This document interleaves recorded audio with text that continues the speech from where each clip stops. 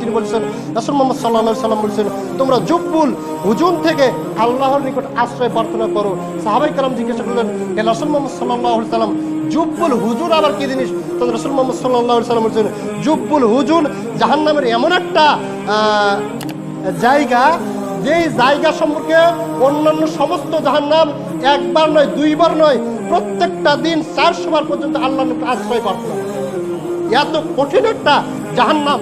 রাসূল মুহাম্মদ সাল্লাল্লাহু আলাইহি ওয়াসাল্লাম কথা যখন বলেন, সঙ্গে সঙ্গে সাহাবায়ে কেরাম বলেন, হে রাসূল মুহাম্মদ সাল্লাল্লাহু আলাইহি ওয়াসাল্লাম, তাহাতে কারা প্রবেশ করবে? তখন রাসূল মুহাম্মদ সাল্লাল্লাহু আলাইহি ওয়াসাল্লাম বলছেন, যারা লোক দেখানোর জন্য আমল করে, যারা লোক দেখানোর জন্য সালাত আদায় করে, যারা লোক দেখানোর জন্য কোরআন পাঠ করে, এই সমস্ত লোক দেখানো কোরআন পাঠকারী, এই সমস্ত লোক দেখানো সালাত আদায়কারী কাল কিয়ামতের দিন জুব্বুল হুজুর নাম জাহান্নামে নিক্ষেপ হবে।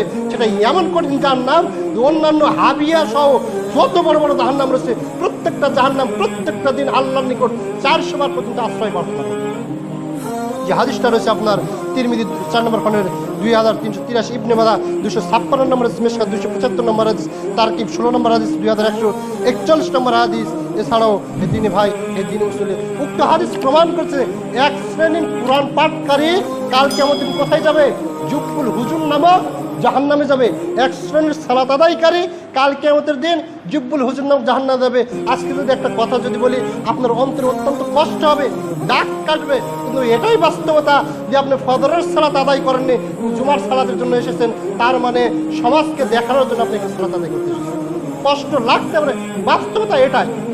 জুমার সালাতের জন্য এখানে এসেছেন আল্লাহকে খুশি করার জন্য। কাকে? আল্লাহকে খুশি করার জন্য। ফজরের সালাত কি আল্লাহ খুশি হন না? তাহলে জুমার সালাত ফরজ, ফজরের সালাত কি নফল?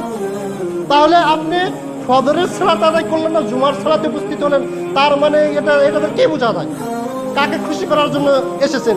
আল্লাহকে যদি খুশি করার জন্য যদি আসতেন, তাহলে আপনি ফজরের বেলা ঘুমান কিভাবে? তার মানে বোঝা যাচ্ছে এখানে আল্লাহর খুশি নেই, সমাজকে খুশি করার মূল টার্গেট। কাল কিয়ামতের দিন জুব্বুল হুজুর নাম জাহান্নামে। যদি আপনার অন্তরের বিষয় একমাত্র আল্লাহ রাব্বুল আলামিন